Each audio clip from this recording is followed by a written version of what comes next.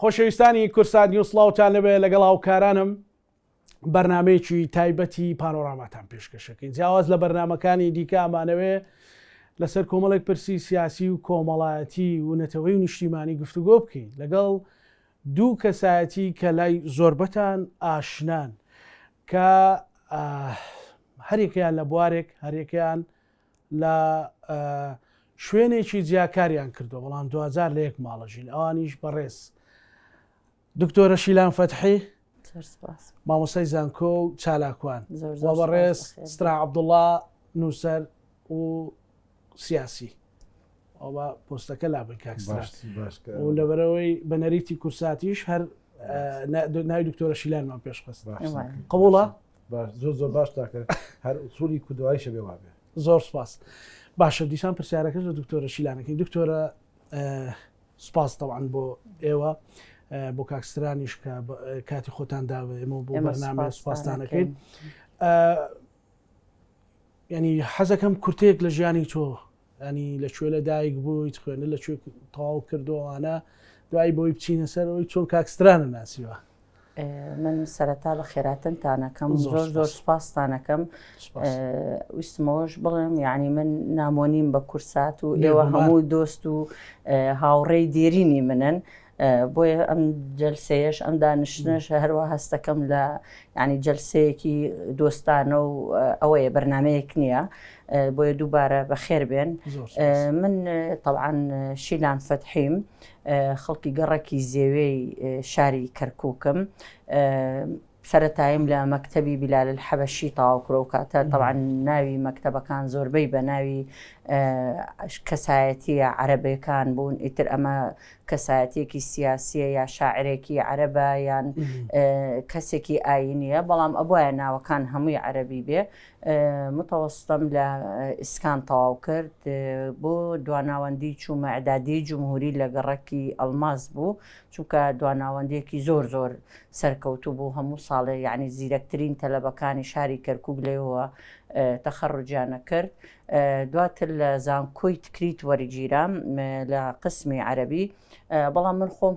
ینی بەشی علمی بووم، یعنی زانستی بووم، بە هەموو پێوەرێک ئەبایە بچمە فیزیا، بچمە کیمیا، بچمە بایۆلۆجی. بەڵام ئەو ساڵی من باسیەکەم ئەو ساڵە بوو لە دوای ئینتیفاضە بوو کە کوردستان ئازاد بوو. ئێمە کوردەکانی کەرکووکیش زانکۆکانی خواروی عێراقمان نانووسی، هەمومان حەزمانە کرد بچینە زانکۆی سەلاحەدین، بچینە هەولێر. بەڵام ئەو ساڵە زانکۆی سەلاحەدین تەلەبەی کەرکووکی وەرنەگرت، چونکە وتی ناتوانم من ئەو بەشانەی هەمە بەس تەنها بەشی خوێندکارانی کوردستانەکە. بۆیە بە ناچاری حکوومەتی عێراق ئەو کاتە قسمی داخلی بوو، هێنای ناوی نا کۆلێجی پەروەردە هەموو ئەو خوێندکارانەی لە 60ەوە تا 90 بە ئەدەبی و بە علمی فڕێدایە ئەو کۆلێجە و ناویلانا کۆلێجی پەروەردە. ئەوەی بیرما من چوومە فیزیا ئەو کاتە، بەڵام مامۆستایەکمان هەبوو خوشکەزای ئەحمەد حەسەن البەکر بوو، ئەو مەسئولی تۆمار بوو، بەشی تۆمار ئەوەی تەلەبەکان دابەشەکە لەسەر قسمەکان. لە عەرەبی من 89 هێنا بوو ئەو ساڵە، لە نێوان 600 تەلەبەیە بەرزترین تەلەبە بووم لە زمانی عەرەبیە. بۆیە سوێنی خواروتی ئەم تەلەبەیە بێ بەس بێتە عەرەبی. دەوامم نەکرد، گلەییم کردومان گەڕامەوە کەرکووک، گوتم داوام ناکەم، بەڵام ئیتر خۆ ئەو کاتە کاتی بەعز بوو، ئازادی وشت نەبوو، چیان بۆ دانایەتای هەرەوە بوو، بۆیە بە ناچاری قسمی عەرەبیم تەواو کرد، بەڵام دواتر بوو بە خێر ئیشەڵڵا. دکتۆراکەش ئێستا ماستەرەکەم لە زمانی عەرەبیە لە ڕەوانبێژی ئەلبەلاغە العەرەبیەیە، طبعاً لە زانکۆی سلێمانی بوو ماستەرەکەم، دکتۆراکەم لەسەر ڕەخنەی زمانەوانیە لە زانکۆی کۆیە. ئێستاش طبعاً ئەوە وا بۆ 15 ساڵە بێ مامۆستای ڕەوانبێژی و با بڵێن هونەری گفتوگۆ و لەگەڵ ڕەخنەی زمانەوانی لە زانکۆی سلێمانی مامۆستام. زۆر باشە، سەرکەوتوبی. زۆر سپاس. کاکستران لە شوێ ناسی؟ کاکسترانم ناسی، ئێمە طبعاً خەڵکی کەرکووک بووین. باوکم زندانی سیاسی بوو لە 79، 3 ساڵ سەرنگوم بوو، یعنی نەمانەزانی ماوە یان نەماوە. کاکسترانم دواتر ناسی، بەڵام ئەمێ باسی ئەو فترەیە بکەم. طبعا ئێمە کە باوکم گیرا باپیرم هێنانیە ماڵی خۆیان لە گەڕەکی زێوێ لە قاتی سەرەوە ئەو کاتە خانووی دووقات نەبوو ژوورێک و مبەقێکی بۆمان دروست کرد بە شاراوایی بەس خزمە نزیکەکانمان ئەیانزانی ئێمە لەوێن. دواتر کە باوکم هەر دەنگی نەبوو باپیرم وتی نازانم کچەکەمی جێهێشتەوە ماڵ مناڵی جێهێشتەوە بۆیە منیش وەکو باپیریان مەجبورم بیان گرمە خۆم. ناخۆشترین ئەحساس لای کچ اینجا هەموو جارێ بە کاکسترانی شەڵێم ئەڵێمە بێ زۆر چەند پشتیوانی ئەلەندی کوڕمانی ئەبێ دووقات پشتیوانی کچەکان بی چونکە کچ باوکی هەموو دنیایەتی. ناخۆشترین هەست لای کچێکی مناڵ 4 ساڵ 5 ساڵ ئەوەیە کە نازی باوکی نەبێ. 3 ساڵی ڕەبەق ئێمە من و خوشکەکان و براکانیشم طبعاً نەمان ئەزانی باوک چییە، یعنی مناڵێکە لە مەکتەبە گەڕێتەوە زۆر خۆشە باوکی ببینێ باوشی بکە و ماچێکێکا و دەستی بەسەراهێنێ و مەسە ئەگەر برادەرێ عەزێتی دابێڵێکی عەزێتی دا و خۆم لە پشتم خۆم دیفاعل لێکم. زۆر ئەحساسێکی ناخۆشە ئەو هەستی بێ باوک بوونە کە من 3 ساڵ چێشتم لە گەڕەکی زێوێ، بەڵام ئەشتوانم بڵێم یادەوەریەکی خۆشیشی تایە کە من هەر لە هەمان لە گەڕەکی زێوێ کاتێکی عیشا بانگی عیشا بوو ڕەفیقەکانم ئەو هەستەی منیان نەزانی بەڕاکردن ڕایان کرد بۆ لام وتیان وەرە شیلان باوکت هاتەوە دوای 3 ساڵ کە ئێمە وەمان نەزانی نەماوە. ئێستەش بیرمە کە بەڕاکردن ڕۆشتم هەتا گەشتمە لای ئەو تەکسی کە باوکمی تیا بوو 3 جار کەوتم. 3 جار کەوتم کە باوکشمم بینی نەمناسیەوە باوەڕکە هەر ێسقانەکانی مابەوە لە زیندان بوو لە زیندان بوو حکمی عیدام درا بوو. طبعاً ئەو ڕێخستنە نهێنەکان یەکێتی نیشتیمانی تەمەنم 5 ساڵ ئەبوو 5 ساڵ و نیو بوو یعنی لە مەکتەب نەبووم و هەر ئەوەشم بیرە ئەم یادەوەریە ئەو کاتی باوکم لە زیندان بوو خزمێکمان هەبوو خاڵی دایکم ئەچوو بۆ لادێ بۆی بیرمان بەرنەوە ئەم خەفەتە خزمەکان ئەمانیان بر بۆ لادێ و ئەوانە بەرخێکی بچکۆلەی دامێ بەرخەکەم ناو جومعە چونکە بەرخەکە جومعە بوو کە دایان پێم بەچکە بەرخ بوو گەورەمان کرد جومعە بوو بۆ ئەو پارێزەرەی کە لە بری باوکم جومعە یعنی وەکو بەرخێکی فەقیر نەبووە گەر مناڵێ لە کۆڵان عەزێتمانی باە جومعە ئەڕووی شەڕی لەگەڵ مناڵەکە کرد یا مناڵێکی غەریب بەهاتێتەوە وەکو بۆ دیگاردێکی لێ هاتبوو لە ناو کۆڵانەکە بەداخەوە ئەو ڕۆژەی کە باوکم بەربوو باپیرم مەولوویەکی زۆر گەورەی کرد دە دوانسە بەرخی سەر بڕی بۆ خۆی جومعەشیان ببێ ئەوەی بە ئێمە بڵێن جومعەش بەرکەوتە بوو سەر بڕە ئیترە تا ماوەیەکی زۆر گۆشتم نەخوارد. کاکسترانم چۆن ناسی ئەوە مهمە بەڵام من ئەمەوێ ئەوە بڵێم وەختێک کە ئینسان لەو تەمەنەیە یادگاری شتێکی بیرەکەوێتەوە دێتە پێشەوە دێتە لە شعورەوە ئەکید کاریگەری زۆر لە سەرداناوە بۆیە بەحساسەوە جۆم لێت گرت و دکتۆرە شیلان کاکستران چۆن ناسی ینی سەردەمی جامیعە بوو پێش جامیعە بوو کاکستران نەوەڵا کاکستران زانکۆی سەلاحەدینی تەواو کرد بوو من ژوەکو باسم کرد من لە زانکۆی تکریت بووم دوای تەخەڕوج ئەو ڕۆژەی کە با بڵێن کڵاوەکە ئەکەیتە سەرت و تەخەڕوجەکەی ئێمە هەموو ڕۆژێ بانگەکراین باوکم دوایەوەی بەربوو لە زیندان ماوەیەک هەر نەخۆش بوو دواتر هاتە کوردستان کە کوردستان ئازاد بووتی من ناتوانم جارێکی تر لەوێ بژیم بەڵام ئێمە هەموو تەلەبە بووین یعنی نەمانەتوانی بین چاوەڕێمان بوو تەخەڕوجکەین دواتر بینە سلێمانی هەموو ڕۆژێ ئێمە طبعاً لە منەظەمەی حزبێکە بانگەکراین و مسائلە وەرە بۆچی باوکتان لەکوێ و چۆنە مانوود نازانین لەکوێ جێگەشتوین و ڕۆشتووە ئەو ڕۆژەی کە بۆیە بڵێن حەفلی تەخەڕوج بوو من ئێمە ئەمری تەرحیلەکەمان دەرچوو بۆ بۆیە دەربکرێن بین بۆ کوردستان بۆ سلێمانی بەتەمان وتم ناڕۆم یعنی ئێمە هەچیش ماڵەکەمان هەبوو لە ناو لۆریە بوو دایکم وتی نە ئەبێ هەر بڕۆی چونکە لەواچی ئەمە دوا دەرفەتت بێ برادەرەکان ببینی و خواحافیز بوونیان لێ بکەیت ئەو کاتە بوو کە ڕێگای نێوان هەرێم و کەرکک نەبوو ئەوە بەلۆری بەستەوێ ناوچە ئەوختە ناوچەی ئازادکرا بوو لە بانی مەقام چەند چەماڵ بۆ سلێمانی نەبوو لەو لاشۆ بەعسیتیا بوو لەو لاشۆی کەرکک لەژێر دەستی بەعسا بوو کە چوون بۆ حەفلەی تەخەڕوجەکە ئێستاش بیرمە ڕەفیقەکانم هەمووی دڵیان خۆش بوو پێکەنین من بەس گریاوم لەو حەفلەیە یعنی ناشمەتوانی پێیان بڵێم ینی تۆ خۆت دەزانی ئەو کاتە نەتەتوانی سقە بە نزیکترین ڕەفیقت بکەیت چونکە نەتەزانی ئەوە لەواچێ استخبارات پێی بڵێم وەڵام من ئەمری تەرحیلم دەرچۆ نەمەتوانی جە هەریانوت ینی ئەمڕۆ ڕۆژێکی زۆر خۆشە تۆ بۆ ئەگری شیلان ئەمود وەڵایی دڵم خۆشە یعنی کە تەخەڕۆژ دەکەین لە خۆشیە ئەگریم بەڵام ئەو ڕۆژەی کە زۆر خۆشە بۆ خوێندکاران بۆ من ڕۆژێکی زۆر مەساوی بوو چونکە ئەمزانی ترجارێکی تر لەوانێ ئەو ڕەفیقانە من نەبینمەوە تەرحیل کراین بۆ سلێمانی تقریبا مانگێکی پێچوو ڕۆژێکیان ئەوە سێری تەلەڤیزۆن مەکرد ڕکلامێ دەرچوو داوای خەریجی زمانی عەرەبیانە کردیان عەرەبی زانیانە کرد بۆ ڕۆژنامەی ئەلئیتیحاد زۆر پرسیارم کرد کەس پێی نەوتم یعنی وتکەوتە ئەموو جەریدەی ئیتیحاد ئەو تەبعاً ئێمە لە ماڵێکی خزمێکمان بووین هێشتا نەمانتوانی بۆ خانوش بگرین پورزایەکی دایکم عینەن دوو ژووری داینێ لە قاتی سەرۆی ماڵی خۆیان و تێتا ئەتوانن خانوشت بگرن ئیتر لیانم پرسیەوەن عیلێکی بەسیتی ئەم شارە بوون یعنی ڕۆژنامە نووس و ڕاگەیاند کاروشت نەبوون نیان وتیان جەریدەی وانە لە کوردستانە kwa چێ عەرب بە عەرەبی نووسێ و بە عەرەبی خوێنێتەوە ئیتر لەم لاولولا پرسیارم کرد ڕۆژێکیان لێرۆ سڵاوڕێزم هەیە بۆی کاک ئارام بوو لە جەریدەی کوردستانی نوێ ئیشێ کرد سوتفە بینیم بەڵێ پێم وتم وتیان ئەمە لە ڕۆژنامە ئیشەکە پێم وتم جەریدەیەکی وا هەیە وتی بەڵێ هەیە بەس وەڵی نازانم خەڵکیان ئەوەیاننا وتم وەڵی من ڕکلامێکی وان بینیوە ئیتر کە چووم اختیبارم کرد ئەو ڕۆژەش ڕۆژێکی یعنی ڕۆژێکی زۆر قورس بوو لەگەڵ خوشکەکەمان ڕۆشتم خوشکەکەم پۆلیسی متەوەستە بوو ئەوە زۆر بە سادەی ڕۆشتم وتم ڕکلامیان کردو و نوسخەیەکی وەسیقی تەخەڕوجەکەم پێ بوو چوون بۆ ڕۆژنامەیە الئیتیحاد کەی استقبالیان کردم کاک مستەفا ساڵح کەریم بوو کاک عەباس البەدری خوا لێیان خۆش بێ ئەوان بوو وتیان تۆ چۆن هاتووی بۆ ئەم ئێرە وتم بۆچی وتی ئەی کوا پشگیری ئەی کوا تەسکیی مەڵباند ئەی کۆمیتا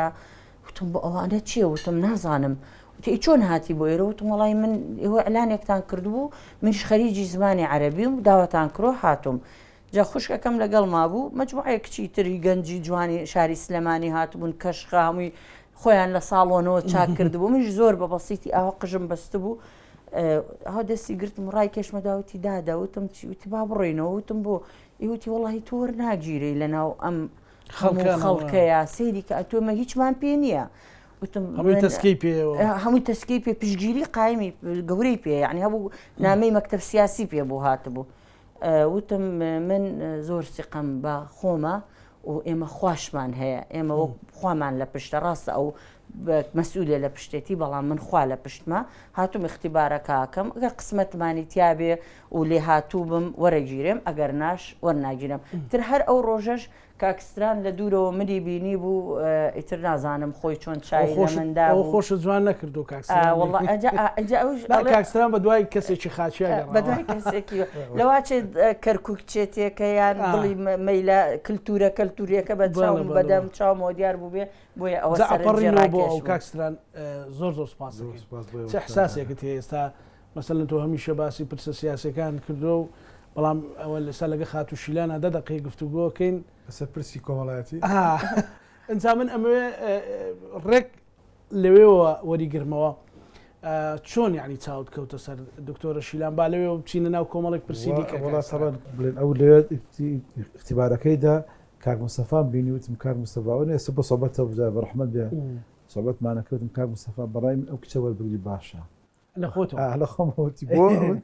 وتم کاکەوە کێڵێ بە نەبێتە نەسیبی منەوەنیە وتی کاکە بە ئیمتحانە وتم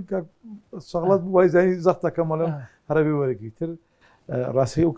کاتیان یەکەم جار ببینیم دوای ماوەیەکی تر نەمزانی بڵێن اختیبارەکەی چۆن بۆ چۆن نەبوو وەرگیرایان وەرنەگیرا بەس دوایی تر بینیم لە بەشی بڵێن کۆمپیوتەر و کورسات ئێمە کوردستانی گەلی کوردستان اتحاد پێکەوە بوون یعنی بوون ئیتر کە بینیم دوای چەند ڕۆژ وتم ئەو خانمەیە وا بزانم وەرگیراوە تر پاش ماوەیەکم دانیشتم مۆزوعەکەم دروست کرد ئەمان لە دانیشت لاهی لە قسمی هەرەبەری اتحاد شتیان جابەجان نیۆرۆنانیان خوارد یا لە دانیشیان مامۆسای مامۆسا بوون لە داوامەوە هاتن لێوێ نانیان خوارد بینیم کێکیانە خوابتیان تیانستان توش وەرە لەم کێکە بخۆ تۆ ژارەت اتحادی شتەکە من نام لە کورسانیش لە کوردستان نوێ بەڵام بەشی کۆمپیوتەری یەک عادل مراد بەرەحمەت بێ تەوحیدی کەوتی هەمووی ینی کاتە کۆمپیوتەر و شتیوا زۆر کەم بوو بە ینی بەدەسۆ ژە بچیتە ژوور ینی داین بوو ئێتر وتیان تەوە کێکێکەیە تۆزێکدان دەست من خواردمەوە منیش دەمیست ینی زانیم و کچە خەرچی کەرکووکە يعني حاولوا تناسب شتى رفراق كانت وانت شيخ تجيب بعدك مشكلة ايش وخامين وصح يتر هنا يعني او كرت بعد شايب دم كم كركش داكم نايستران اي بعدين يعني بلا بلا يتر منا وتم اما توزك بخوار لك شكوت مملك بيلن تيكي شرب يعني توزك بيالي تو خوي توزك طبعا حسبك يعني منيش كركوشي حسبك انه مو بخوم بلام نبر او موضوع كذا بس كم هر خوي بو يا خالشي تري لقلا لا همومان بو تقريبا دوازده گەنج بوين ديزاينر و تايبيست و هلا براكان بوين انجا خوش بختانه يعني لنقبتي كاكستران شتك عكس كوتوا انجا من ومزاني بادينيه كوتي امل كركوك بي الانتيكي شرم اوسي سيري ام برادر ناكي لخويا ما تو بلي تو شي زاني لسر كركوك هاتوي تعليق لك وهم زاني تعليق لمن دا نم زاني ايوه بلي منيش كركوشي اتلوا ناسي طبعا بلام خم ازاتي وبنبو سيلك كم بلم واو مثلا باب الناس محزكه بالناس مش تاعنا ما مساك ما مسهيوا لما كتبوا زمان ما وصايوا وأزر هاتا كورساج دواي فترة ما بيكيش لبشي لهلا كورسات يتر يعني ما وصايوا حزك مو خان بناس مو وش أنا يتر يعني خانقين يقبوه السبب كابن خانقين يعني خانقين وكركوك لسليماني يقص يعني لسليماني بون باهي طبعا سليماني كالعادة دائما بنابو برنامج ما كرر قلتم كاستران كره خوشويستيك دلداريك ايوه خوشويستيا خوشويستيا لنظريه كم جاربني بيني وجه من اقام لي نبو او فقيره او شي دا جربوا على كان جريت وابوني هم جاروني بچاودات لا باش استكاستران يعني لوتي تمندريش بي سركوتوبي يعني اما ناسين دروي مثلا بكردستاني نيو و بكاري الروجنامه‌گري و بكاري اداري و بكاري سياسي و عادة بياو كتونا اعلامها بجدو بياويش طواوي كاتكي يعني زور شميتاني جمعوا الشمع وعطلوا باران وبفكاني هيك دكتورة شيلان چی بۆ تۆ توانی وتەکە لە دەرەوەبی بەڵام لامان کاتدا تۆ خێزانێک تێ مناڵەت بێ ماڵێکت هەبێ وانە والله طبعا دكتور شيلان جگەلەوەی کە خۆی لە دەرەوە ئیشێکە مەسەڵەن مامۆسای مەکتەب دواناوەندی زۆربەی تەلبەکانیشی ئێستاش ینی ئێستاش ئەیناسیەوەی بینەوە لە هینیش بوو کە لە هینیش اتحادیشیە کرد تاوان دواییش کە چووە کورسات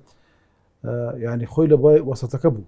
بەڵام ئەمە بەشێکی ژیانی و بەشەکەی تری کە ژیانی ماڵەوە بوو وەک ئەوە بێ ژنی ماڵەوەی هەموو شتەکان لەسەر ئەستۆی دکتۆرە شیلان بووان بەڕاستی ینی من هەردوو ینی کچەکەم و کوڕەکەم ئەلەند و بڵێن ژین هەر بەکلاوت بەخێومان کرد ینی من ئاگام بێنەوە چۆن بەخێ ئەوە بزانین گەورە بوون ئەو بێ ئێستاێگەی ئەو بووە ئەو ئەو کردوی تەبان ینی ئەو تەبا ئەو بە یارمەتی حتا بڵێن دایشی و خوشکەکانی بەڵام زیاتر ئەرکە لەسەر شانی ئەم بوو لەبەرەوە مجاڵم بەخواوانم تر بەکلاوت بەخێو کرد لیدە ئێستا هەموو چێژی خۆم داوەتە لیدە چکە ئەمە ینی لەگەڵی نەکەموانە بەڕاستی ینی فالن دکتۆر شیلان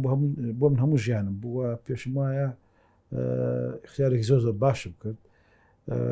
زۆر تەقلیدیە کە بڵێم دڵداری و ئەوانە بوو بەڵام بێگومان ئەگەر بگەڕێنەوە بۆ هەمان ڕۆژانی ئیتیحاد هەراڵێ بژێریەوە ئایتەمان بێگومان لەبەر ئەو مواصفاتانەی خوارد ئەو مواصفاتانە و هەروەها لەبەر ئەو ژیانە ئەتوانی پێمان بڵێ مەسەلەن چیت لێ بینیوە لە مەسەلەن وەکو ژنێک وەکو مامۆستایەکی زان کۆکو ئەعلامی من ئەگەر زۆر جار بەجددی زۆر جار بەجددی و بەجددی و بە سۆحبەت باسیەکە ماڵم بەجددیەکە لەم ئینسان کە ژن هێنێ ئەڵێن ژنەکەی کاتە پیاوە ینی فعلەن ئەمە بەسەر دکتۆرە شیلان تەطبیق بێ بەس منیش بۆ سۆحبەت هەموو جار لێ مەڵم بابە يعني ام هنا يعني ام بلين بنديك على لبشتي مو نملم براسي يعني دكتور شيلان تحملي منكات يا رجل زود احزاب زود بجرته انا يعني كاكا يسبي ترمنا ما دام براسي يعني وايا نابو يعني براسي بو تحمل زور بتحمله يعني زور لا تشيروكي جان معنا او الماتي زوري داوم ديالك ديو سياسه كشي يعني هر وايا شو كزول جا انسان بتش سياسي تفسير كي لجاين روجانا تفسير كيتو لهين ام دي وقولكيش يعني من براسي وبيش مايا اگر بين مسموا زور خالي اگر باسي كم بلا بيغمان ام حق ادم وبنسين باين زوجر باسي كم جايش تكون نسي برادر كمان وزيرنا وكينا هي تلفوني كوتي كاكا تو ايش غزول من صاحبتك كذا اعطي دكتورات كذا ما خمن راسك انت توش راسك كان جاني خد باش كاكسرام ديوشي دي كلا جناب تبرسم بس دكتور شيلان باسي كورساتك طبعا بفخر وهاوكار ماموي وكو اما دروش مكمان هي كورسات مالي هموانه بلام انا اللي شكن جوزار مالي انا وهنيا انت طبعا يوش مجوي كورسات مثلا خلشي زور باش خزمتي تذاكر تا استاجي من فخريان بيو كين بواني كان لبيجام ولا بشكان بارد زياد كان يشان كردوا التجربه كورسات ازموني كورسات تصوم مثلا ازموني كورساتم طبعا او 2000 بو صار 2000 بو لكاتي هلا بريا بو ل رجنامه الاتحاد اگر ايش تكردبي لها بريا يعني او برادراني ازانين يكك خوينيتو يك مطابقه يعني يك لسر شاشكاي خوينيتو يك كيش دزنوسكا ترزور جامع مصاهيوا كستران باسي كرد او اي عينك كي غوري كرچاي اي من سيريا كم تو بي خوينوا من ام خويندوا تركا عربي بعربي بو بالله همي بعربي بو كاك عباس البدري اللي هو رد بو دوجا اواي كرو قراي وتي شيلان وتم والله تو بو بيرد لو انا كردوتو ببي ببيجر والله كاك عباس ندر قسمي عربي كورسات تازه قسمي عربي كورسات دا مزرابو استافي قسمي عربي كورسات يعني دا انا وتمڵی نازانم من بیرم لێ نەکردوەوە بەڵام من خەریجی ڕاگەاندنی ژنیم لەواچە قرس بێ بۆ من وتینا دەم چاوت و دەنگت شێوازی خوێندنەوە زۆر گونجاوە بۆ بێژەری بۆیە من داوات لێکەم ببی بە بێژە وتم خەر ئەوە با لەگەڵ سترانە مناقەشەیەکەم ئەوانە ئەنجاوی سترانە فەندی وتی سترانە فەندی بۆ من جێبێڵە من قسەی لەگەڵاکەم تر دوای ئەوە مناسبەیەک بوو وەفدێکی هێن هاتبوون نووسەران و مسەقەفینی عەرەب هاتبوون داوەتی مام بوون لەگەڵ کە فەخری کەریم و ئەوانە لەوێ یادی جەواهری بوو بیرمە دادەهێرۆ و مام خۆیان ئەگەڕان بەسەر مێزەکانە بە خێراتنی میوانەکانیانە کرد ئیتر هاتە لامەوە دادەهێرۆ ئەو دەستی خستە سەرشانم وتیەوە بۆ غایبی وتم لە چی غایبم وتی ئەی من وتومە ببی بە بێژەر بۆ نەهاتووی وتم وەڵاهی پیان نەوتومەتەوە بە سەر چاو کە ڕۆشتم لەوێ طبعا تەجروبەی کورسات من بێژەر نەبووم ڕاست عەرەبی زان بووم بەڵام بێژەر نەبووم بۆیە یەکسەر دادەهێرۆ تەسلیمی کاک باست حەمە غەریبمی کرد وتی ئەمەوێت لە مودەیەکی زۆر کەمە شیلان خان دابەزێ لەسەر شاشە 5 ڕۆژێک بوو تەمرینمان کرد تر کاک باست وتی ئەوە تۆ ئامادەی بۆی لەسەر شاشە دەرکەوی وا بزانم 5 ڕۆژ بوو دەرکەوتم ئیتر وێنەیەک هەیە زۆربەی پەیجەکان دایانێن ئەوەیە کە مامی خوا لێ خۆش بوومان هاتۆتە ناو ئستۆدیۆی کورساتەوە لە بەردەم منایە وتیان ئەمڕۆمان دێ جەولەیەکی تەفەقودیەکە بە ناو کورساتە تازە دامەزرا بوو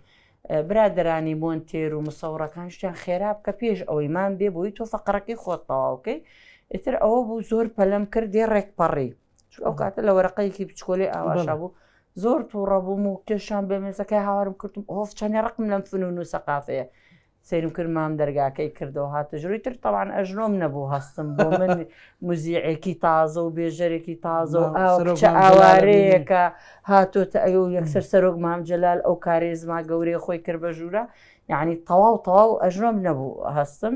هاتە پێشەوە هەنێ نەسیحەتی کردم وتی تۆ بێژەری یەکەم جا پرسیاری ئەوەی کرد خەریجی چیتی عەرەبیەکەت زۆر باشە تەلەفوزت زۆر باشە فعل و فاعل و ئەوانەکانت زۆر مەزبوطە یعنی زۆر دەقیق جۆی گرتبوو دوای وتی تۆ وەکو ژن ژن بەربەس زۆر دێتە ڕێی ئەمێ لێرە وعدم بدەیتێکە بەهێزبی بەقەوەتبی کۆڵ نەدەی هەرچیان کرد بەرامبەرت ئازاترە ئازایانە و کچی یەکێتی و کچی کورد هەموو ئازان بەڵام من ئەوە شت پێ ئەڵێم ئیتر کە چوو بۆ دەرەوە دواتر برادەران باسییان کردوتیان نوتێتی وەڵاهی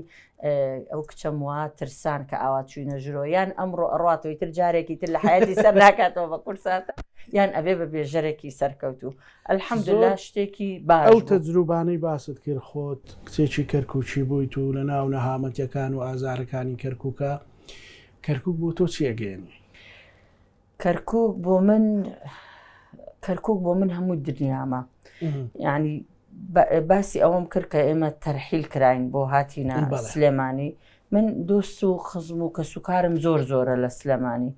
بەڵام ئێستش ناتوانم کە باسی ئەو ڕۆژە ئەەکەم کە هاتیینە سلێمانی ئەمباتەوە هەمان ئەو هەستە ئازارەی کە لە ناختا دروستە بێ کە لە ناکاو لە ڕەگ و ڕیشەوە هەڵەکەندری فرێدریتە ناو کۆمەلگایەکی ترەوە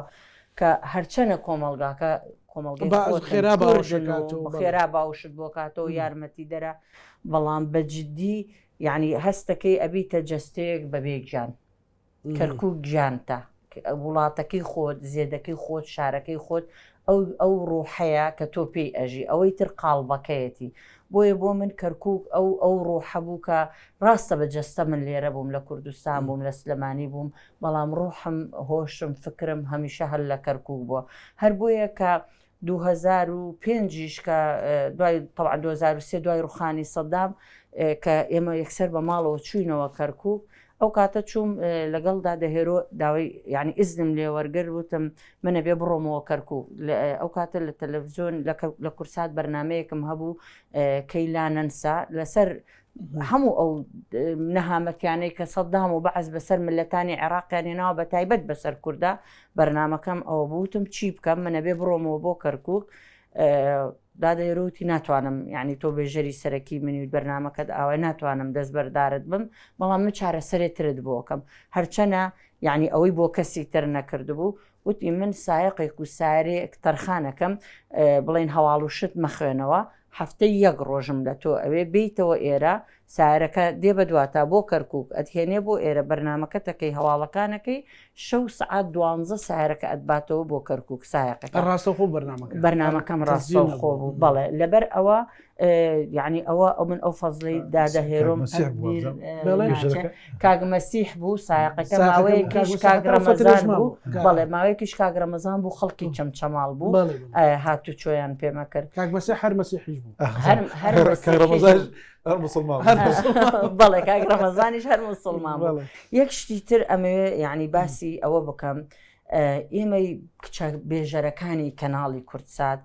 زۆر خۆشبەخت بووین لە سەردەمێکا بوو کە دادەهێرۆ سەرپەرشتیاری کوردسات بوو خۆتەزانی ئەو سەردەمەی ئێمە بروزی کچێکی ئیعلامی یاژن زۆر سەخت بوو لە ناو کۆمەڵگەی کوردەواریە تەنانەت شوهرە بوون وەکو ناڵێم عیبە بوو بەڵام شتێکی نامۆ بوو بە کۆمەڵگەی مەترسیدار بوو بە کۆمەڵگەی کوردەواری زۆر قرس بوو لەو سەردەمەیە یعنی هێرۆخان ئەوەی کرد یعنی بوو بە قەڵایە لە پشتی کچەکانی کوردساتەوە بە هەموو شێوازێ پشتیوانی کچەکانی کرد بیرمە ئەو کاتە خوا لێ خۆش بوو ئازاد سدیق بەرنمەیەکی سیاسەیە کرد وا بزانم ناوی دیدار بوو کە چوون بۆ لای بەرنمەکەی من تەسجیل بوو دادە ئەمەوێ بەرنمەکەم بکەم بەڕاستە و خۆ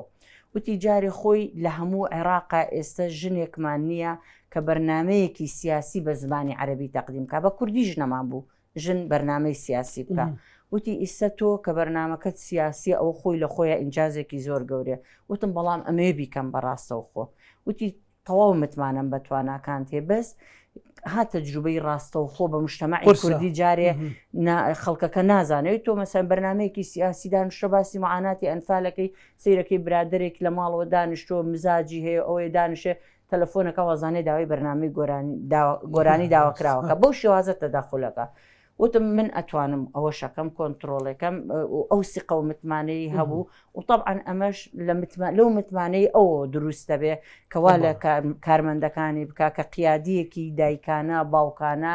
ژیرانە ئەزانێت چۆن سەپۆرتی کارمەندەکانی بکات تا بتوانن ئەو کارێزمایە بن و ئەو سیقەیان هەبێ بە خۆیان بتوانن بەو شێوازە سەرکەوتوو بن ئەمە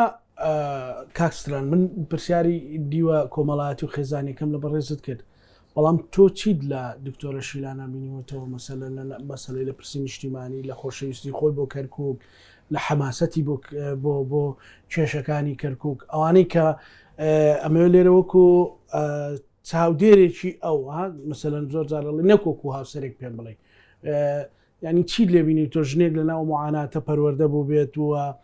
لە ئیتیحادەوە بۆ کورسات و دواتر بۆ مامۆستای بۆ کەرکووک و ئەوانە یعنی لە هەستەنەتەوایەتەکە هەڵسەنگانی تۆ چیە؟ خۆی تاوان کاک زانە ئینسان کە کەسێکە لە بژێرێ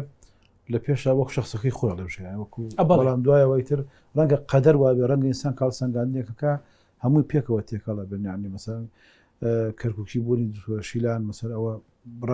ڕەنگە سوتفە وای خانمێک کە تۆی بینی مەسەن پێی معجەبی سلێمانی بیان هەولێری بە یەک کینەکە بەڵام کە بینی دیارە عقلی خۆشت مەسەوەنە دیزاین وا کراوە کە بەمتی جەها بڕوا بەسەرە تۆگەر کەسێکین بێ بۆ من کەسێک لە ناو معاناتی وەزی سیاسی کوردستانەوە تەبان بوو بە ڕۆژنامەنووس تەسەوڕەکەم بۆ دوتۆشە وایە زۆر کەس زۆر ڕۆژنامەنووسی کوردەیە میدیاکانی کوردەیە ڕاستە بوونم بە محتەرف ینی مەجالەکان گەشە پێداویشیان تیا کردووە بەڵام بۆ ئێمە دافع سیاسەکە سەرەکی تر ئەنەگە مەسەلا من لە حەزبایەتیان لە سیاسایشم نەکرد باە ینی لە میدیایش نەکرد ڕەنگە لە شوێنێک لە کۆمیتێک لە جێگاگیشم کرد بەڵام ئیتر دوای هەروی تێکەڵە بێت بۆ من دکتۆرە هەموو ئەو سیفەتانی تێدا بوو کە وەکوون ڕەفیقی سیاسیت بێت لە ژیان تا چونکە یەکەم ئەم عەرەبیەکەی من خۆم بە عەرەبی بە کوردی نووسم ئەم عەرەبەکەی زۆر باشە هەر لە سەرەتاوە ینی ڕاستە خەریجی عەرەبی ئەوە خۆی دافعەیەک هەیە بەڵام هەر لە سەرەتاوە عەرەبەکەی باش بوو دوایی ینی کە هاتە ناو مەیدانی ئەلامیشەوە هەر عەرەب ینی لە ڕووی ئەلامیەوە زۆر ئینەکەی باش بوو عەرەبەکەی باش بوو و دوای من خۆشم کە دوای سەدام ڕووخا من زۆر برادری عەرەب عێراقی وڵاتە عەرەبیەکان کە بڵێن دکتۆران بینێ لە قەناتی کورسات کە قساکە یان لە نەشاتی ئەلامیە بینیوان ئەم جیاوازیان بینەوە بۆ ئێمە کە خەرکی کەرکووکین ئەمی مزدەوەجیەی لوغا جوت لوغەی جوت زمانی تاوان لە کەرکڵن سێ مەوجیشە ینی توکمان شێخەنە سەری بەداخۆ ئێمە توکمانی نازانین ڕەنگە هۆکارەکەی گەڕەکەمان هەم شۆ هەم زێوێت دوور بێت لە توکمان بەڵام خۆزگا ئەوشمان بزانین ئەگەر توکمانیمان بزانی باە وەکو کەربوو مشتەماکی ڕۆژهڵاتی ناوڕاستە زۆر جار عێراقی بچووکە کوردستانیان بەڵام ڕاستیە ڕۆژهڵاتی ناوڕاستە چکە تۆ تورکە بینی عەرەبە بینی کوردە بینی مەسیحیە بینەوە نەتەوە ڕەسەنەکانی ڕۆژهڵاتی ناوڕاستە بوو دکتۆرە هەموو ئەمانەی تێدا بووە من دەتوانم بڵێن زۆر جار کە لە محیتی عەرەبی لە محیتی ینی بڵێن دۆستە عێراقیەکانم لە بەغدا لە شوێنان کە دەیانزانین دکتۆرە مەسەن کەسێکە لە ئەلامی کوردی شەکە بە زمانی عەرەبی لە ماڵەوە مەسەلەن پرسە سیاسەکان دێنە پێشەوە هەموو پرسە سیاسەکان لە ماڵ ئێمە برایەکم هەیە هەمیشە بەرنامەیەکی پانۆراما هەموو جارە برایەکم هەیە کە ئەڵێ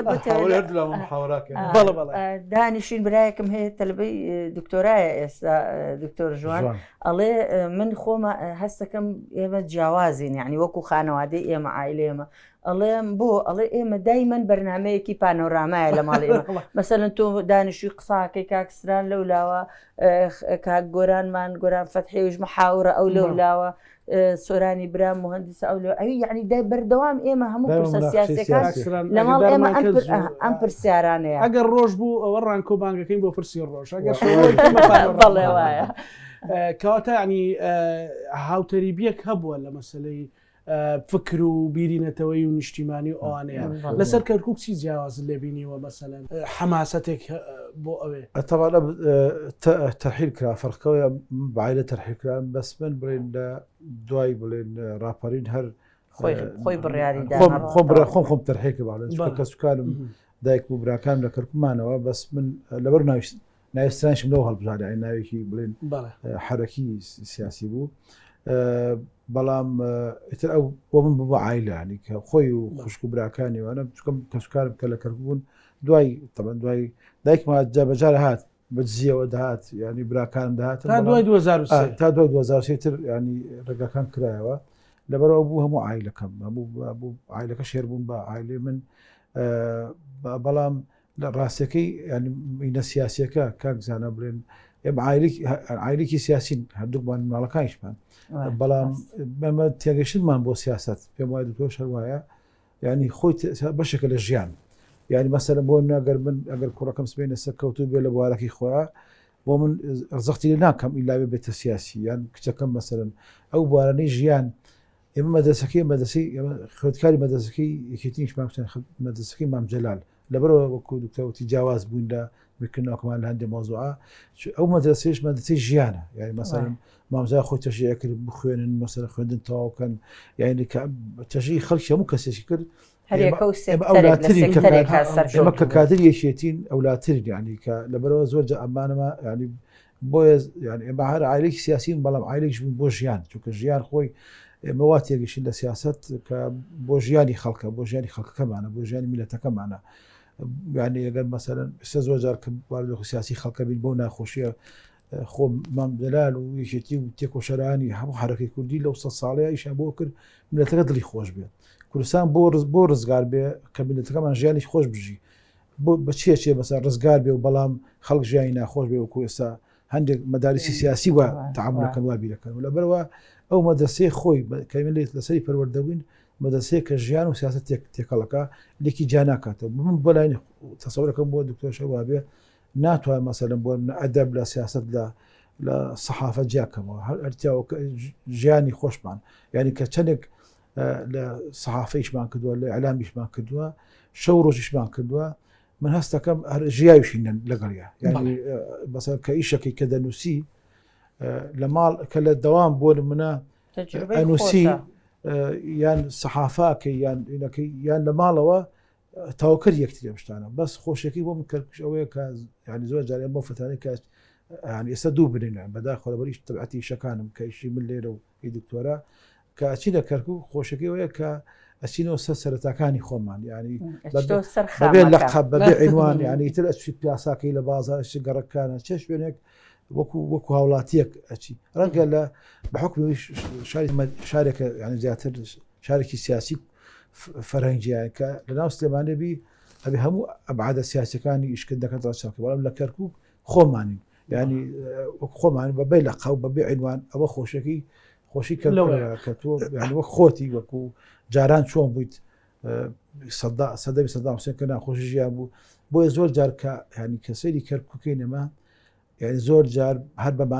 بەمانایینەکەی بڵم کۆمەڵاتیەکە بڵم بمانە ئاینەکەی بڵم شکری خۆی دەوێت کە بازانی داران ژیانی خەڵک چۆن بوو لە کەرکووک و ئێستا چەند محافظت کەرکووکیە چوزانم مەسئولەکان هەمووی کەرکووکی ژیان کەرکووکیە هەمووی کوردە قۆناغێکی خۆشە پڕهێزانی نیشتیمانیە کۆماری کوردستان 11 مانگە هەموو کورد باسێکە تەجربەی سیاسی کوردستان 35 ساڵە تەجربەی کەرکووک ئێمە کەرکووکین 20 ساڵە هەر خۆشە ینی خوتووە بینی شارەکە کورد بەس ئەو فترەیە ڕەنگە فترێکی جیاواز محافظە حەزەکەی وەک کچێکی کەرکووکی و ژنێکی کەرکووکی تەجروبەی خۆت ماشەڵڵا هێشتا گەنجی کاسران بە بەلایەوە دکتۆرە گەنجە لانی کەم لە ئینی سیاسیا گەنج باس ئەتەوێ مەسەرەن ئەو تەجروبەی خۆت ئەو بە هەموو ئەوانەی کە کۆت کردوتەوە چۆن بتوانانی خزمەتی کەرکووک بکەی مەسەرەن تۆ کەرکووکە دەوەندە خۆش بێ شتێکیشی بۆ بکەیت بەدڵنیاییەوە کاگزانە من طبعاً وەکو باسم کرد کە هەر لە سەرتاوە کە کەرکووک ئازاد کرا ئێمە چوینەوە کەرکووک بەڵام وەکو ستران باسی کرد التیزاماتی سیاسی و ئیش و کاروای کرد ئێمە ببینە دوو بنە بەڵام دایمەن ئێمە ئەو ڕۆژەی داوامان هەبوو لێرە بووینە ڕۆژەکانی تر لە کەرکووک بووینە یعنی دا نەبڕاوین لە مجتەمەعی کەرکووک و خزم و دۆست و کەس و کارمان بۆیە شادی بۆ کاکستران دەم هەر ئەکی دەبێت تۆشی لەگەڵ بەڕواکە و کلاوێک یان لە دانیشتوە جەبە و گەرمایی کرد هاوین بۆیە من لە کەرکووک و وەکو مامۆستایەکی زانکۆش هەمیشە ئیشم لەسەر ئەوە کردووە کە لایەنی حەق بم ئێمەش ئەزانین خەڵکی کەرکووک نەحەقی زۆر کراوە بەرامبەریە بە ئێستاشەوە تا ئەم دواییە کە محافزمان بە پرۆسەیەکی دیموکراسی وەرگرتەوە ناحەقیەکی زۆرە کرێ بەرامبەر کوردی کەرکووک و بەرامبەر ئەو کەسانەی کە بڵێن خەڵکی کەرکووک نین بە ئەسڵ ئێمە ئەزانین طبعاً هەندێک لە نەتەوەکانی تر بە ئەسڵ خەڵکی کەرکووکن ئەومان بیر نەچێ بەڵام ئەسڵی کەرکووک و ئەسڵی خەڵکی کەرکووک کوردەکەی کەرکووکە ئەو غەدرەی لە خەڵکی کەرکووک کراوە من هەوڵم داوە بە هەموو شێوازێک دژی بوەستمەوە وەکو خۆشتان ئاگادارن یعنی کە چەند ساڵە من لە کەناڵە عەرەبیەکان زیاتر داکۆکیم لە مافی کەرکووک و کورد کردووە بە شێوازێکی گشتی و بەتایبەتیش لە سیاسەتی یەکێتی داکۆکیم کردووە ئێستاش بۆ ئەمە بۆ ئێوە ئەمە حەسڕیە ئینشاء الله هەر لەسەر هەمان ڕێچکە ئەبم داکۆکی کەرێکی سەرسەختی تاک بە تاکی کوردی کەرکووکە بم خەڵکی کەرکووکە بم یان خەڵکە ئەسیلەکەی شاری کەرکووکە بم لە هەموو بوارەکانە عەرەب و تورکمانیشەوە کە ئەوانەی خەڵکی کەرکووکن و ئەسیلن خەڵکی کەرکووکن طبعاً ئێمە لێرە مەسمە عەرەبە هاوردە و ئەوانەیە کە هاتوونە شارەکەیان داگیر کردووە هەموو کەسێکی صاحب حەق و داکۆکی کەرێکی سەرسەختی شەبم بۆ گێڕانەوەی حەق بۆ هەموو کەیسێک کە لەو شارە ڕوو ئەدا هەموو غەدرێک کە لە چینێک یا لە توێژێک ئەکرێ بۆیە من بەردەوام تەنانەت لە کۆنفرانسەکانی شاکە بەشداریم کردووە لە هەموو ئەو ریسێرچ و بەحسانەی کە کردومە زۆربەیان بڵێن شوێنی دراسەکەم لەسەر شاری کەرکووک بووە چەند کۆنفرانسێک کە بەشداریم کردووە کەرکووکم وەکو عینە وەرگرتووە لەسەر داعایشی سلمی کە ئێمە چۆن توانیمانە وەکو کورد لەو شارەیە لە بەرامبەر ئەو هەموو زوڵم و زۆرە بێنینەوە لە بواری ژنانە من زۆر ئیشم لەسەر ئەوە کردووە و ئیشیشی لەسەرەکەم پەرەپێدانی توانای ژنان من پێم وایە ژن یعنی ڕاستە ئێماڵێن نوێی کۆمەڵگەیە بەڵام ژن داینەمۆیە ژن بزوێنەرە ژن خوڵقێنەری کۆمەڵگایە چکە ئەگەر ژن نەبێ ئێمە ناتوانین تاکێکی پەروەردە کوڕێکی قارەمان دروستکە ئەوە دایکێتی لە ماڵەوە پەروەردەیەەکە من ناڵێم باوک ڕۆڵی نییە بەڵام لە سەرەتاوە مناڵ فێری زمان لە دایکەوە فێرە بێ هەڵوێستەکانی لە دایکەوە فێرە بێ و ئەگەر کەسێکی لاوازیش دەرچێ یان کەسێکی با بڵێن توندوتیش دەرچێ بەرامبەرەکەشی هەر خەتای لەوێشا خەتای دایکەکەیە چونکە لەواچی ئەو شاریەی نەبوو بێ بڵێت تۆ ژن و پیا و یا کچ و کوڕۆگێکوان بۆ گەنجانیش ئەوە خۆ لە زانکۆوە دیارە من چەندێکە کارەکەم و ئیشم لەگەڵیان ناکردو و پرۆژەشم هەبووە و هەشە کە چۆن وا بکەین گەنجی سەرکردە دروستکەین لە نێوان کۆمەڵگەی کوردەواریە ئیشەڵا گەر عومر دەرفەتدا و بوارەکە ببێ ئەو پرۆژەیە لە کەرکووک جێبەجێەکەم بەڵام حەسر نابێ بە خەڵکی کەرکووک بە تەنیا بۆ هەموو کوردستانە بێ زۆر باشە 2000 چی تێ بۆ دکتۆرە شیلان ئەو لە تەمەنە دو دێژار ئەو پشتیوان بنمە ئێستا یانێمەوێت کەمێکی بدەم ئینە بدەمەوە دوو مانگ دوو مانگە تەحمل کردوانێ دوو مانگ بێت تەحمل ئیدی کەم بەڵام من خۆم کاک زانە یان پەروەردەی ژیانی سیاسیمان وەیدا من ڕەنگە خەرچی گەڕێکێکم لە کەرکووک شۆرجانی خەڵکەکە خۆی ینی خۆی وا محتەرەمە لەگەڵ ژنە لەگەڵ مناڵە لەگەڵ کوڕە لەگەڵ عایلەیە لەگەڵ دەرودراوسە ئەو پەروەردەی دەورە ژێڕە بەڵام لە هەموو گرنگتە پەروەردەی سیاسی ئەم مۆزوع ینی ئەمە ینی ئەوەی وەکێکی سیرکردنی عێلاقی ژن و پیا وەکو پشتیوانیکردن لە خێزانەکەت لە کچەکەت بینێ من کچەکەمەوە یەکیان گەورە لە جامعەیە کەیترشیان بەڕێوەیە وا بکەم یانە فعلەن کە خۆی ژیان بۆ یەکسانی بێ ئەمە خەباتی سیاسیەکەین بۆ هەندێک سەباسی کەرکووکن حەق و حقوقی خەڵک لە کەرکووک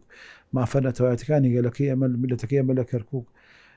ینی ئێمە دیفاعکردن لە مەسەی نەتەوای میلەتەکەی خۆمانمانێن لە میلەتەکانی تر ئەخۆینیا بەشیان نەخۆین میلەتی و میلەتێکی مەزلومە بە تایبەتی ئەم شتە بە تەواوەتی لە کەرکووکە بەرجەستە بووە کە تۆ تعجیب هەبووە تەبعیسە بۆ تەرحیلە بووە ئەمە حەقێکە هەم دیفاع لە حەق هەم دیفاع لە نەتەوەکەی خۆش زۆر خۆشەکە ئەم شتانە پێکەوە بووجە بۆ دکتۆرەش هەمان ئەو شتە من ئەڵم بۆچی ئینسان پشتیوانی کچی خەڵک بکەم زۆر کەسەیە کە توەتێ کاکزانە ئەکتەیە زۆر جار بڵێ تاریخ لە خەڵک بدەیت کەسێک کە خۆی بپێشکەوتخواز زانیە ئەڵێ چیە لە وەڵا بۆ کچی خەڵک دامی کچی خەڵکە بەڵام ژنەکەی خۆی لە ماڵەوە مەدرسەی مام جەلال دەیڵێکی ئەڵێ تێکۆشەرانی یەکێتی پیاوەکانی ناوێکێتی پێش هەموو شتەکە بە ژنەکانی خۆیان بێنە پێشەوە کچەکانی خوان بێنە پشتیان بگرن چونکە گە تو ئەمە نەکەی معنە دووفاقیە لە سیاست تاوان خەتەترین شت بۆ تێکۆشەرەوەی دووفاقی لە سیاستکردنا تۆ ئەبێ پشتیوانی کەسبکارەکەی خۆت بکەیت کچەکەی خۆت خێزانی خۆت خوشکی خۆت دایکی خۆت ئەگەر بارەشی تیاابەوە باشتر اینجا تاوان بێگومان ئەو نموزە تەقدیم کرد بۆ کۆمەلگەی تەقدیمەکەی تۆ مەسەن خوشی خۆت کە پێشەخەی لە بواری سیاسەتە لە بواری خزمەتکردنا لە بواری مەیدانەکانی خەبات سیاسی فراوان بۆ لە عێراق لە کوردستانە ئەبێ لە پێشە لە خۆتەوە دەست پێ تەژبێت لە خۆتە تاقیب بکەیتەوە لە بناری خۆت لە کچی خۆت لە خێزانی خۆت لە خوشی خۆت لە دایکی خۆت ئەگەر لەبەرەوە پێم کە ئەماکەم هەم وەزیفەی خۆمەکەم وەکو پیاوێکی کورد هەم وەزیفەی خۆشمەکەم وەکو ئەندامێکی پێشمەرگەی حرەکەی کوردی و هەم وەزیفەی خۆشمەکەم وەکو ئەندامێکی نیشتمانی کوردستان دەست خۆش جگەلەوەش ئەوە وەزیفەکەی تریشکە یان ئەبێت پشتیوانی هەموو شتێکی دکتۆر شیلان بکەم ناچارم ئەگەر ناتوانم خۆ بەرنامەکە